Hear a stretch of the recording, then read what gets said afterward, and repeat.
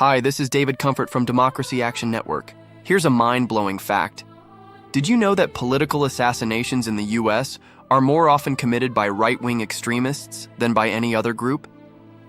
This is honestly crazy, but in the wake of Charlie Kirk's assassination, the right has rushed to blame the left for inciting violence, despite evidence suggesting otherwise.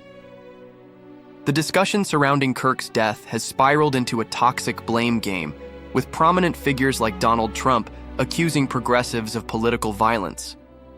Yet even before a suspect was apprehended, most liberals condemned the act and honored Kirk's work. This reaction highlights a critical issue. The ease of access to firearms in the US is not just a gun control debate, it's a free speech crisis. Ever notice how the threat of gun violence can silence public discourse?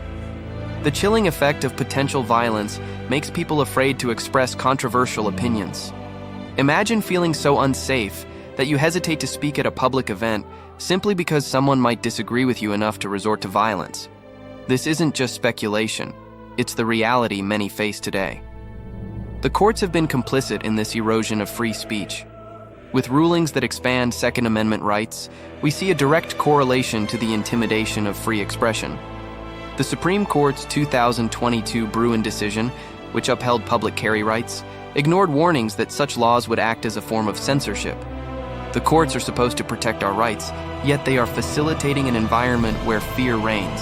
What if I told you that lawmakers are now afraid to go to work? Yes, within 24 hours of Kirk's assassination, many were too scared to attend their own offices. This isn't just about individual safety, it's about the very fabric of democratic governance. How can we expect robust public debate when those in power fear for their lives? The implications are staggering. We're seeing not just a decline in free speech, but a shift in how governance operates.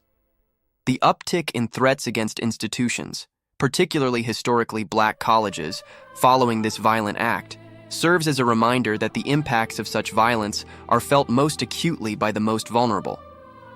In this world of increasing violence and intimidation, we must recognize that our democracy is at risk.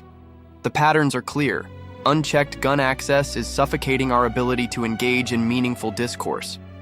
It's time to confront these issues head-on and advocate for a society where free speech can thrive without the shadow of fear. Please like this video and subscribe to our channel. It would help out a lot. Peace.